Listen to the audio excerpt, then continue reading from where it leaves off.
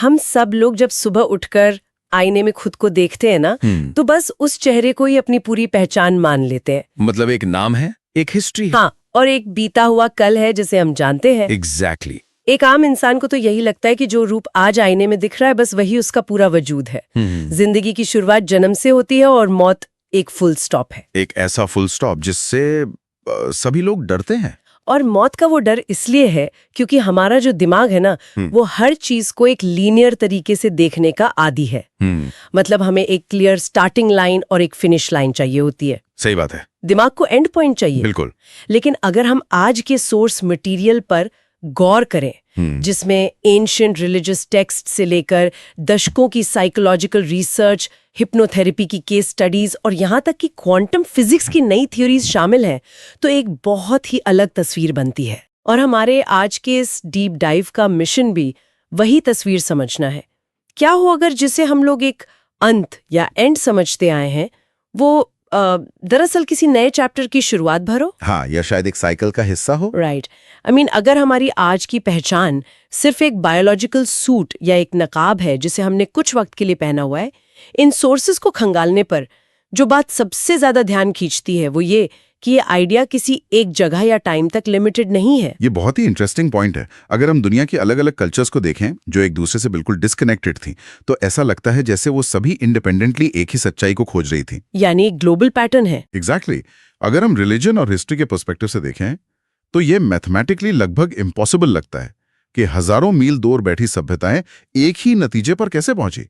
सनातन धर्म में तो भगवत गीता का वो फेमस श्लोक हम सबने सुना है। हाँ, जहां आत्मा के शरीर बदलने की तुलना पुराने कपड़े उतारकर नए कपड़े पहनने से की गई है। सही कहा। और ज्यादातर लोगों के लिए वो सिर्फ एक फिलोसॉफिकल बात है। पर अगर ध्यान से देखें तो ये बस एक कविता नहीं है, ये एक तरह से कॉन्जर्वेशन ऑफ एनर्जी का एक बहुत ही प्राचीन दावा है। और जो बात मुझे चौंकाती है वो ये है कि ठीक यही कॉन्सेप्ट एंशिएंट ग्रीस में भी चल रहा था। बिल्कुल, सोक्रेटिस और प्लेटो जैसे फिलोसोफर्स। हाँ, जिन्हें हम वेस्टर्न लॉजिक का फादर मानते हैं, वो भी आत्मा के एक शरीर से दूसरे शरीर में आने जाने की इस थ्योरी को पूरी शिद्दत से समझा रहे थे। और सिर्फ ग्रीक या हिंदू फिलॉसफी ही नहीं, अगर हम बुद्धिज्म की तरफ जाएं तो वहां ये बस एक थियोरी नहीं रह जाता। टिबेटन बुद्धिज्म ने तो इसको एक पूरा प्रैक्टिकल सिस्टम ही बना दिया है। अच्छा। मतलब प्रैक्टिकली यूज करते हैं वो लोग। हाँ। देखिए, दलाई लामा का चुनाव कोई वोटिंग से थोड़ी ना होता है। ये डायरेक्टली रीइंकार्नेशन के थ्योरी पर टिका है। वो अपने पिछले गुरु के नए अवतार को स्पेसिफिक निशानों और पुरानी यादों के बेसिस पर ढूंढते हैं। वाओ, मतलब पूरा एडमिनिस्ट्रेशन एक बिलीफ पर चल रहा है। एग्जैक्टली। और इसके अलावा क्रिश्चियनिटी के शुरुआती मिस्टिकल सेक्ट्स और इस्लाम की कुछ सूफी ट्रेडिशंस में भी आत्मा के इस लंबे सफर को एक्सेप्ट किया गया है। लेकिन एक सेकंड, जब सारी एंशिएंट बुक्स और ट्रेडिशंस इस बात पर अग्री करते हैं तो एक बहुत ही लॉजिकल सवाल दिमाग में आता है, और मुझे लगता है ये इस पूरी थ्योरी की सबसे वीक लिंक है। क्या सवाल? अंदर कोई इंसान पहले भी कई बार जन्म ले चुका है तो उसको अपनी पिछली जिंदगी याद क्यों नहीं रहती? आई मीन, सुबह उठकर लोगों को अपना बैंक पासवर्ड याद रहता है, घर का एड्रेस याद रहता है, फिर पिछले जन्म की वो सारी यादें कहाँ गायब हो जाती हैं? ये स्केप्टिसिज्म बहुत नेचुरल है और इसका जवाब ना हमें बायोलॉजी और एवोल्यूशनरी साइकोलॉजी में मिलता है। साइंस के हिसाब से हमारा दिमाग एक फिल्टरिंग मशीन की तरह काम करता है। फिल्टर करता है मतलब जानबूझकर भूलता है? बिल्कुल। एक बायोलॉजिकल प्रोसेस होती है जो नेचुरली हमारे बहुत पुराने एक्सपीरियंसेस और अननेसेसरी डेटा को सबकॉन्शियस के किसी गहरे तहखाने में बंद कर देती है। इसे हम इन्फेंटाइल एमनीशिया कह सकते हैं। ओह, तो मतलब ये मेमोरी लॉस कोई खराबी नहीं है, बल्कि हमारे दिमाग का एक डिफेंस मैकेनिज्म है। सही पकड़ा आपने। जरा कल्पना कीजिए कि अगर किसी इंसान को अपने पिछले 8-10 जन्मों की सारी यादें, सारे रिश्ते, दुश्मनी और सबसे टेरिफाइंग अपनी सारी मौतें एक साथ याद हों। ओह माय गॉड, वो तो पागल ही हो जाएगा। है ना? इतने भारी कॉग्निटिव लोड के साथ क्या कोई भी इस प्रेजेंट लाइफ में एक दिन भी सर्वाइव कर पाएगा? दिमाग उस पुरानी मेमोरी को एक भारी लोहे के दरवाजे के पीछे इसीलिए लॉक कर देता है ताकि इंसान आज की लाइफ पर फोकस कर सके। ये बायोलॉजिकल लॉजिक तो काफी सॉलिड है, लेकिन हर सिस्टम में कभी न कभी कोई ग्लिच जरूर आता है। क्या हो जब दिमाग का ये सिक्योरिटी सिस्टम फेल हो जाए? जब पर्दा फट जाए? हाँ, जब याद का वो पर्दा फट जाए और पिछली लाइफ का डेटा आज की लाइफ में लीक होने लगे। मुझे लगता है यहीं से रिलीजन का काम खत्म होता है और साइंस की एंट्री होती है। और जब ऐसा होता है तो साइंटिफिक कम्युनिटी के लिए भी इसे इग्नोर करना नामुमकिन हो जाता है। इसी फील्ड में एक बहुत बड़ा नाम है डॉक्टर यन स्टीवनसन का। यूनिवर्सिटी ऑफ वर्जीनिया वाले ना? हाँ, इस साइकियाट्रिस्ट ने रीइंकार्नेशन को अंधविश्वास के जोन से निकालकर एक सीरियस एकेडमिक रिसर्च का रूप दिया। उन्होंने पूरे 40 साल तक दुनिया भर का सफर किया और 2500 से ज्यादा ऐसे केसेस को स्टडी किया जहां छोटे बच्चों को अपनी पिछली लाइफ याद थी। 2500 केसेस? और डॉक्टर स्टीवनसन बस उनकी कहानियां रिकॉर्ड नहीं कर रहे थे, राइट? वो एक प्रॉपर साइंटिस्ट थे। एग्जैक्टली। उन्हें किसी पैरानॉर्मल इन्वेस्टिगेटर की तरह नहीं, बल्कि एक हार्डकोर साइंटिस्ट की तरह सबूत चाहिए थे। और उन्हें जो सबसे सॉलिड सबूत मिले वो साइकोलॉजिकल नहीं थे, बल्कि फिजिकल थे, यानी बर्थ मार्क्स या जन्मजात निशान। ये सोर्स मटेरियल का सबसे क्रेजी हिस्सा है। फिजिकल निशान कैसे ट्रांसफर हो सकते हैं? वही तो। स्टीवनसन ने पाया कि कई बच्चों के शरीर पर बहुत ही अजीब बर्थ मार्क्स थे, और हैरानी की बात यह थी कि ये निशान ठीक उसी जगह पर थे जहां पिछले जन्म में उन्हें कोई फेटल चोट लगी थी, जैसे चाकू का घाव या गोली का निशान। Wait, really? और इसको वेरीफाई कैसे किया उन्होंने? जब स्टीवनसन ने उन मरे हुए लोगों की पुरानी मेडिकल फाइल्स और पोस्टमार्टम रिपोर्ट्स निकलवाईं, तो बच्चों के निशान उन पुरानी चोटों की लोकेशन और डायमेंशन से 100% मैच कर रहे थे। माय गॉड, साइंस के लिए इस कोइंसिडेंस को झुटलाना तो लगभग इम्पॉसिबल होगा। और फिजिकल एविडेंस की बात करें तो हमारी सोर्सेज में 1930s का एक बहुत फेमस केस भी है। शांति देवी का केस? हाँ, जिसने उस टाइम की पूरी साइंटिफिक और पॉलिटिकल दुनिया को हिला दिया था। एक बस 4 साल की बच्ची अचानक क्लेम करने लगती है कि वो दिल्ली की नहीं बल्कि मथुरा की रहने वाली है, और उसका नाम लुगदी देवी है। यह हिस्ट्री के सबसे वेल डॉक्यूमेंटेड केसेस में से एक है। 1930s के टाइम पे, जब ना इंटरनेट था ना टेलीफोन इजीली अवेलेबल थे, एक छोटी बच्ची का किसी दूसरे शहर की इतनी स्पेसिफिक डिटेल्स देना बहुत बड़ी बात थी। और बात इतनी बड़ी हो गई थी कि खुद महात्मा गांधी ने इसमें इंटरेस्ट लिया था। उन्होंने इसकी सच्चाई चेक करने के लिए एक हाई लेवल कमिटी बनाई थी। हाँ, और उस कमिटी की रिपोर्ट पढ़ना किसी थ्रिलर बुक जैसा है। जब उस बच्ची को ट्रेन से मथुरा ले जाया गया तो उसने अननोन सड़कें पहचान ली थीं और स्टेशन की भीड़ में से अपने पिछले जन्म के पति को तुरंत पहचान लिया था। उसने घर का एक ऐसा हिडन कोना तक बता दिया जहां उसने पिछली जिंदगी में पैसे छुपाए थे। बिल्कुल। अगर मैं इसको एक एनालॉजी से समझाऊं तो ये बिल्कुल ऐसा है जैसे किसी इंसान के पास एक ऐसी बिल्डिंग का एकदम परफेक्ट ब्लूप्रिंट हो जहां वो आज तक गया ही नहीं। कोई भी लॉजिकल इंसान ये सोचेगा ही कि क्या एक 4 साल की बच्ची इतना कॉम्प्लिकेटेड झूठ बोल सकती है। साइकोलॉजिकल पॉइंट ऑफ व्यू से देखें तो एक 4 साल के बच्चे का दिमाग इतना बड़ा झूठ बना ही नहीं सकता। लेकिन यहाँ साइंस कहती है कि बच्चों का दिमाग और उनका जो फिल्टरिंग सिस्टम है वो अभी फुली डेवलप नहीं होता है, इसलिए वो पास्ट डेटा लीक हो जाता है। तो मतलब जैसे जैसे हम बड़े होते हैं हमारे दिमाग का वो ताला और भी मजबूत हो जाता है। सही कहा। तो क्या कोई ऐसा तरीका है जिससे एक अडल्ट के दिमाग के इस लॉक को इंटेंशनली खोला जा सके? यहीं से पास्ट लाइफ रिग्रेशन या हिप्नोथेरेपी की शुरुआत होती है। ये एक ऐसी प्रोसेस है जहां इंसान को हिप्नोसिस के जरिए एक बहुत ही डीप सेमी कॉन्शियस स्टेट में ले जाया जाता है। पर इसके पीछे का साइंस क्या है? ये एक्चुअली काम कैसे करता है? देखिए, नॉर्मली जब हम जाग रहे होते हैं तो हमारा दिमाग बीटा वेव्स पर होता है, या हमारा लॉजिकल माइंड एक स्ट्रिक्ट सिक्योरिटी गार्ड की तरह खड़ा होता है जो पास्ट की मेमोरी को बाहर आने नहीं देता। एग्जैक्टली। हाइप्नोथेरेपी क्या करती है, वो इस गार्ड को सुला देती है और दिमाग को अल्फा और फिर थीटा स्टेट में ले आती है। ये वो स्टेट है जहां हमारे सबकॉन्शियस की सबसे डीप फाइल्स स्टोर होती हैं। मॉडर्न टाइम में से सबसे ज्यादा फेमस किया डॉक्टर ब्रायन वाइस ने। ओह, उनकी स्टोरी तो वैसे ही बड़ी इंटरेस्टिंग है, क्योंकि वो कोई स्पिरिचुअल गुरु थोड़ी थे। नहीं, बिल्कुल नहीं। वो एक बहुत ही स्ट्रिक्ट साइंटिस्ट और स्केप्टिक थे। रीइंकार्नेशन को तो वो मजाक मानते थे। तो उनका पॉइंट ऑफ व्यू चेंज कैसे हुआ? उनका ये व्यू तब टूटा जब उनकी एक पेशेंट कैथरीन उनके पास एंजाइटी और फोबिया के इलाज के लिए आई। डॉक्टर वाइस उसे बचपन की यादों में ले जाने का ट्राई कर रहे थे, पर डीप हिप्नोसिस में कैथरीन अचानक अपनी सादियों पुरानी जिंदगियों की कहानियां सुनाने लगी। वाह! पर सिर्फ कहानियां सुनाने से स्केप्टिक साइंटिस्ट कैसे मान गया? क्योंकि बात सिर्फ कहानियों की नहीं थी। कैथरीन ने उस स्टेट में डॉक्टर वाइस को उनके अपने मरे हुए बेटे और पिता के बारे में कुछ ऐसी बहुत पर्सनल बातें बताईं जो किसी और को पता ही नहीं हो सकती थी। My God! वहीं से उनका पैराडाइम शिफ्ट हुआ होगा और उन्होंने many lives many masters book लिखी। इस रिग्रेशन का एक फायदा ये भी दिखा कि उन मेंटल प्रॉब्लम्स का इलाज हो पाया जिनका कोई मेडिकल रीजन नहीं था। बिल्कुल। अगर किसी को बिना वजह पानी से बहुत डर लगता है और हिप्नोसिस में उसे याद आता है कि पिछले जन्म में वो डूबकर मरा था, तो वो रूट कॉज समझते ही आज का फोबिया अचानक खत्म हो जाता है। ये सबकॉन्शियस माइंड की ताकत है। और इसको प्रूव करने वाला एक और बहुत ही स्ट्रॉन्ग केस है अमेरिका के जेम्स लाइनिंगा का। इस केस में इमोशनल एंगल इतना हैवी है कि ये और भी बिलीवेबल लगता है। ये वही बच्चा है जिसे प्लेन क्रैश के सपने आते थे? हाँ, जब जेम्स सिर्फ 2 साल का था, उसे रात में प्लेन क्रैश के टेरिफाइंग नाइटमेयर्स आते थे। वो आधी रात को पसीने में उठकर चिल्लाता था कि उसका प्लेन जल रहा है और वो कॉकपिट में फंसा हुआ है। एक 2 साल का बच्चा जिसे ठीक से बोलना भी नहीं आता, वो इतने बड़े ट्रॉमा से गुजर रहा था। और उसके पेरेंट्स कितने परेशान होंगे अब बस सोचिए। लेकिन जैसे जैसे जेम्स थोड़ा बड़ा हुआ, उसने वर्ल्ड वॉर 2 के फाइटर पायलट की ऐसी टेक्निकल इन्फॉर्मेशन देनी शुरू कर दी जो किसी एविएशन एक्सपर्ट को भी हैरान कर दे।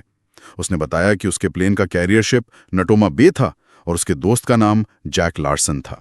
ये वो पॉइंट है जहां कोई भी स्केप्टिक टोटली रुक जाएगा, क्योंकि जब उसके पिता ने हिस्ट्री चेक की तो पता चला कि नटोमा बे नाम का यूएस शिप सच में था। और जैक लार्सन ना सिर्फ रियल था बल्कि उस टाइम जिंदा भी था। उस छोटे से बच्चे ने मैप पर एग्जैक्ट वो जगह भी बता दी जहां उसका प्लेन क्रैश हुआ था। ऐसे केसेस तो साइंस के सामने एक सॉलिड दीवार खड़ी कर देते हैं। इसे कोई बस सुपरस्टिशन कहकर रिजेक्ट नहीं कर सकता। लेकिन यहाँ मुझे थोड़ा डेविल्स एडवोकेट बनना पड़ेगा। जरूर, बोलिए। सोर्सेज में जो दूसरा साइड है, हम उसे इग्नोर नहीं कर सकते। अगर मैं एक स्ट्रिक्ट स्केप्टिक की तरह सोचूं, तो क्या ये पॉसिबल नहीं है कि दिमाग बस कहानियां बना रहा हो? क्या उस जेम्स ने बचपन में टीवी पर कोई WW2 की डॉक्यूमेंट्री नहीं देखी होगी, या कैथरीन ने किसी नर्स से कोई बात सुन ली हो और दिमाग ने उसको किसी कोने में सेव कर लिया हो? आप एग्जैक्टली वही पॉइंट उठा रही हैं जो मॉडर्न साइकोलॉजी उठाती है। साइंस नेचुरली ऐसी चीजों को इजीली नहीं मानती। साइकोलॉजिस्ट इन यादों को एक्सप्लेन करने के लिए क्रिप्टोमनेशिया और फॉल्स मेमोरी सिंड्रोम जैसे कॉन्सेप्ट्स यूज करते हैं। ये क्रिप्टोमनेशिया एक्चुअली काम कैसे करता है? मतलब दिमाग ट्रिक कैसे करता है? क्रिप्टोमनेशिया का सिंपल मतलब है छुपी हुई याद। हमारा दिमाग ना एक बहुत बड़े स्पंज या हमेशा ऑन रहने वाले रिकॉर्डर जैसा है।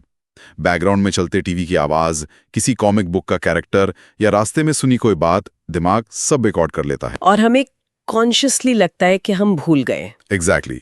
पर सबकॉन्शियस में वो डेटा रहता है। अब हिप्नोसिस में जब इंसान थोड़ा वल्नरेबल होता है, तो अगर थेरेपिस्ट गलती से कोई लीडिंग सवाल पूछ ले, जैसे पिछले जन्म में कैसा लग रहा था, तो दिमाग तुरंत उन पुराने इन्फॉर्मेशन के टुकड़ों को जोड़कर एक बहुत रियलिस्टिक पास्ट लाइफ की स्टोरी बना देता है। ओह, और इसे फॉल्स मेमोरी कहते हैं। ये तो बहुत लॉजिकल आर्ग्यूमेंट है, लेकिन यहाँ एक ट्विस्ट है। जब साइकोलॉजी इनको फेक प्रूव करने की कोशिश कर रही है, तभी साइंस की एक और पुरानी फील्ड फिजिक्स यहाँ एंट्री लेती है। थर्मोडायनामिक्स का लॉ। हाँ, थर्मोडायनामिक्स का पहला लॉ क्लियरली कहता है कि एनर्जी को ना तो बनाया जा सकता है और ना ही डिस्ट्रॉय किया जा सकता है। वो सिर्फ अपना फॉर्म चेंज करती है, राइट? बिल्कुल। और ये पॉइंट इस डिबेट को एक नया मोड़ देता है। अगर हम माने कि हमारी कॉन्शियसनेस या चेतना भी एनर्जी का ही एक फॉर्म है, तो मौत के टाइम जब बॉडी काम करना बंद करती है, तो वो एनर्जी जीरो कैसे हो सकती है? कहाँ जाती है वो? और बस इसी सवाल का जवाब हमें मिलता है क्वांटम फिजिक्स की एक बहुत ही कॉम्प्लेक्स थियोरी में। Nobel prize winner sir Roger Penrose और डॉक्टर स्टुअर्ट हैमरऑफ की और OR थियोरी। ये थियोरी तो क्लासिकल बायोलॉजी को पूरा पलट देती है। इनके हिसाब से हमारी कॉन्शियसनेस या हमारा मैं होने का जो एहसास है, वो दिमाग के केमिकल्स या न्यूरॉन्स का बाय प्रोडक्ट नहीं है। तो अगर ये दिमाग का प्रोडक्ट नहीं है, तो सर पेनरोज के अकॉर्डिंग चेतना एक्चुअली है कहाँ? वो कहते हैं कि दिमाग के न्यूरॉन्स के अंदर बहुत छोटी स्ट्रक्चर्स होती हैं, जिन्हें माइक्रोट्यूब्यूल्स कहते हैं। ये माइक्रोट्यूब्यूल्स क्वांटम लेवल पर ऑपरेट करते हैं। जब इंसान जिंदा है, तो ये यूनिवर्स की क्वांटम एनर्जी को कैच करते हैं, और डेथ के टाइम जब बॉडी खत्म हो जाती है, तब ये क्वांटम इंफॉर्मेशन डिस्ट्रॉय नहीं होती, ये वापस उसी इन्फिनिट यूनिवर्स में चली जाती है।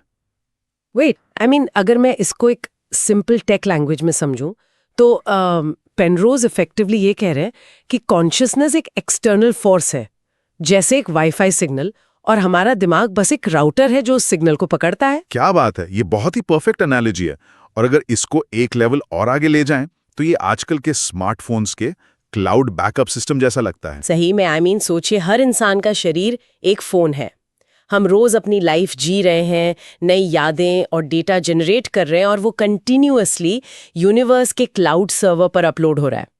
मौत का मतलब बस ये हुआ कि फोन टूट गया और बेकार हो गया। लेकिन डेटा सेफ है। एग्जैक्टली, वो सारा एक्सपीरियंस क्लाउड में फुल्ली सेफ है। और जब वो चेतना किसी नए शरीर में जाती है, तो जैसे ही उस नए बॉडी का इंटरनेट ऑन होता है, वो सारा पास्ट क्वांटम डेटा उस नए सिस्टम में डाउनलोड होना शुरू हो जाता है। कमाल है, इस क्लाउड बैकअप वाले एग्जाम्पल ने एंशिएंट स्पिरिचुअलिटी और क्वांटम फिजिक्स को एक ही लेवल पर लाकर खड़ा कर दिया है। अब ये टॉपिक सिर्फ धर्म का नहीं, फिजिक्स का भी बन गया है। लेकिन इन सारी हैवी थियोरीज को जानने के बाद, चाहे क्वांटम फिजिक्स हो या स्टीवेंसन की रिसर्च, एक नॉर्मल इंसान के लिए इसका क्या मतलब है? हम लोग इस नॉलेज का अपनी डेली लाइफ में क्या करें? इसका हमारी सोच पर बहुत गहरा साइकोलॉजिकल इफेक्ट होता है। जब हम लाइफ को इतने बड़े स्केल पर देखते हैं तो कई मिस्ट्री सॉल्व हो जाती हैं, जैसे चाइल्ड प्रोडिजीज का केस। जो बच्चे सडनली बहुत टैलेंटेड निकलते हैं। हाँ, मतलब एक 4 साल का बच्चा मोजार्ट की तरह कॉम्प्लेक्स म्यूजिक कैसे बना सकता है? वो टैलेंट अचानक आसमान से नहीं आया, वो बस उनके उस क्लाउड बैकअप में पहले से मौजूद था। Oh wow! इसके अलावा ये एक और अजीब फीलिंग को भी एक्सप्लेन करता है, जिसे हम डेजा वू कहते हैं। सही बात है। कभी कभी किसी अनजान इंसान से मिलकर लगता है कि हम इन्हें सदियों से जानते हैं, या किसी नए शहर की गलियां देखी हुई लगती हैं। तो इस थ्योरी के अकॉर्डिंग वो कोई हैलुसिनेशन नहीं है, वो बस पास्ट लाइफ डेटा का एक छोटा सा क्वांटम ग्लिच या लीक है। और सबसे बड़ा पॉइंट, ये हमें अपने कर्मा के लिए ज्यादा रिस्पॉन्सिबल बनाता है। मतलब हमारे एक्शंस इस लाइफ के बाद खत्म नहीं होंगे? बिल्कुल। अच्छे या बुरे काम इस बॉडी के साथ राख नहीं हो जाएंगे, वो एक क्वांटम इंफॉर्मेशन बैंक बनकर हमारे साथ आगे भी जाएंगे। तो इस पूरी डिस्कशन का सबसे बड़ा टेकअवे यही है कि हम सिर्फ एक हड्डियों का ढांचा नहीं है जिसके अंदर एक आत्मा फंसी हुई है, बल्कि हम एक इमॉर्टल क्वांटम कॉन्शियसनेस है जिसने इस फिजिकल दुनिया को एक्सपीरियंस करने के लिए इस बॉडी को बस एक स्पेस सूट की तरह पहना हुआ है। चाहे एंशिएंट ग्रीस हो, हिप्नोसिस हो या क्वांटम फिजिक्स, सब एक ही डायरेक्शन में इशारा कर रहे हैं। लाइफ शमशान या कब्र पे खत्म नहीं होती, ये एक लंबा सफर है। साइंस अभी मशीन्स के जरिए सबूत ढूंढ रही है, जबकि फिलॉसफी ने इसे सदियों पहले ही एक्सेप्ट कर लिया था। और शायद पूरा सच इन दोनों के बीच में ही कहीं है। लेकिन इस डीप डाइव को खत्म करने से पहले मैं लोगों के सोचने के लिए एक सवाल छोड़ना चाहती हूँ, जो इन सारे सोर्सेज से भी एक कदम आगे जाता है। कैसा सवाल? अगर हमारी कॉन्शियसनेस वाकई यूनिवर्स के क्लाउड में सेव होने वाला डेटा है, तो क्या ऐसा हो सकता है कि फ्यूचर में साइंस कोई ऐसी एडवांस्ड एआई टेक्निक बना ले जो डायरेक्टली उस यूनिवर्सल क्लाउड को एक्सेस कर सके? ओह, मतलब डायरेक्ट डाउनलोड। हाँ, जरा सोचिए, आज से 100 साल बाद एक ऐसी मशीन बन जाए जहां कोई भी इंसान बस एक यूएसबी केबल लगाकर अपने पिछले 3 जन्मों का डेटा डाउनलोड कर लें। अगर कल को ऐसी स्क्रीन बन जाए जहां लोगों को उनके पिछले जन्म की सारी मौत और सारे रिश्ते एक मूवी की तरह दिख जाएं, तो क्या कोई भी इंसान सच में उसे देखना चाहेगा? ये तो बहुत ही टेरिफाइंग थॉट है ना? या फिर हमें तब जाकर रियलाइज होगा कि नेचर ने हमारे दिमाग पर जो भूलने का पर्दा डाला है, वो ही एक्चुअली इस यूनिवर्स का सबसे बड़ा आशीर्वाद है। इस सवाल के साथ आज के इस डीप डाइव को यहीं रोकते हैं। अगली बार जब आप सुबह आईने में अपना चेहरा देखें तो उसे बस एक एंड पॉइंट मत समझिएगा, उसके पीछे सदियों पुरानी एक बहुत लंबी कहानी अभी भी चल रही है।